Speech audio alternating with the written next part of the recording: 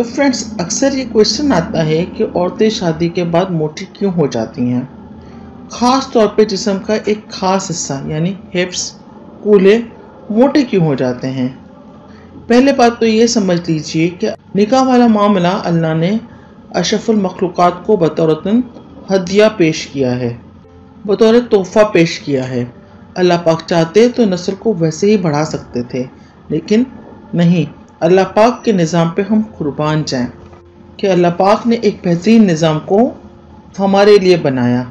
اللہ پاک نے نکاح جیسے خوبصورت نظام کو ہمارے لیے بنایا، ہمارے لیے منظم کیا، تاکہ بھرپور طریقے سے نسل پروان چڑھے اور سوسائٹی میں تباہی اور فسادات سے بچا جا سکے۔ اللہ رب العزت نے نکاح کے بعد والی زندگی کو انسان کے لیے خوشی والی زندگی بنائی۔ اللہ رب العزت نے انسان کو نکاح کے بعد پرسکون رہنے کے لیے ایسے معاملات بنائے جو انسانی زندگی کو خوشحال بناتا ہے۔ اب نکاح کے بعد اکثر دیکھنے میں آتا ہے کہ کبھی کوئی مرد فربا ہو گیا، کبھی کوئی عورت فربا ہو گئی، یعنی کہ موٹاپا آ جاتا ہے۔ موٹاپا اس بات کی دلیل ہے کہ بعض دفعہ بہت زیادہ خوشحالی کی وجہ سے بھی عورت کا جسم بڑا بڑا سا ہو جاتا ہے، تو کہیں مرد کا جسم فربا ہو جاتا ہے تو کہیں عورت کا جسم فربا ہو جاتا ہے، یعنی موٹاپا آ جاتا ہے۔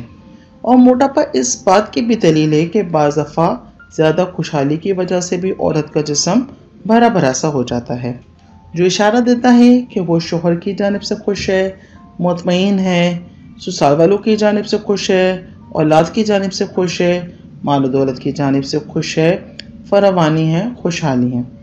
چونکہ نکاح کے بعد اللہ رب العزت نے جنسی خواہشات کی تکمیل رکھی ہے، اور جب جنسی خواہشات کی تکمیل اچھے طریقے سے ہو، اللہ تعالیٰ کے بنائے ہوئے طریقوں پر ہو، اصولوں پر ہو، سنت نبوی کے مطابق ہو، تو اللہ پاک اس عورت پر ظاہر کرتے ہیں بنسبت ان لوگوں کے جو اس کام کو شیطان پرستی کی وجہ سے کرتے ہیں، ہوس پرستی کی طرح کرتے ہیں۔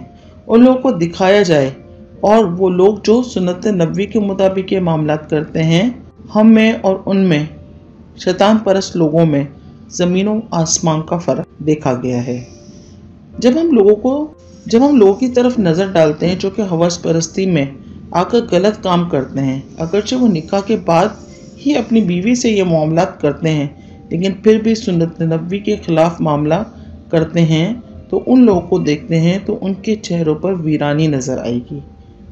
وہ عورتیں جو اپنے شوہروں کی خواہشات کو پورا کرتی ہیں، اپنے شوہر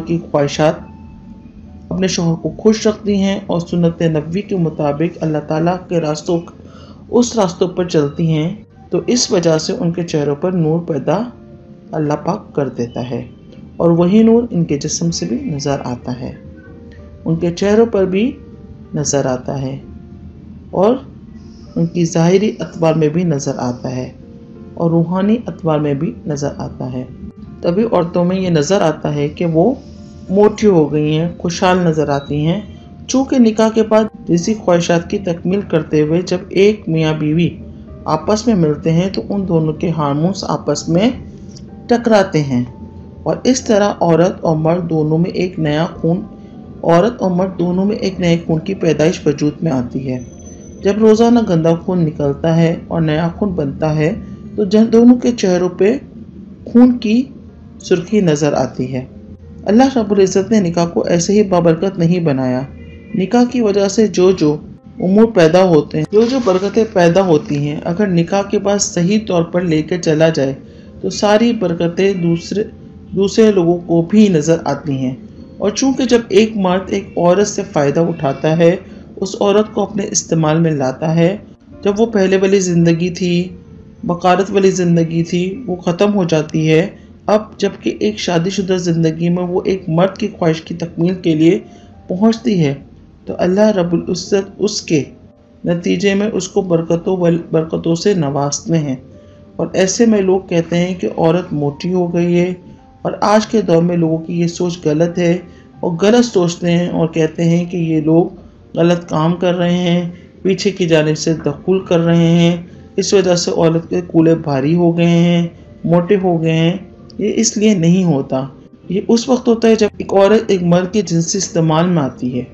کولر موٹے ہونا جنسی خواہشات کی تکمیل کی وجہ سے ہوتے ہیں۔ اس وجہ سے لوگ پر بہتان لگانا سخت غلط ہے، اور دین اسلام میں اس بات کی سخت ممانعت ہے کہ کسی پہ غلط بہتان لگایا جائے۔ اللہ ہم سب کو دین کے راستے کی سمجھ عطا فرمائے اور دین پہ چلنے کی توفیق عطا فرمائے۔ امید ہے کہ آج کی ویڈیو، آج کا ٹاپک آپ کو پسند آیا ہوگا۔ اپنے سوالات مجھے کامنٹ باکس میں کمنٹ کیجئے، اپنا فیڈ بیک مجھے ضرور دیجیے گا۔ پھر ملتے ہیں اگلی ویڈیو میں اگلے ٹاپک کے ساتھ۔ اجازت دیجیے، اللہ حافظ۔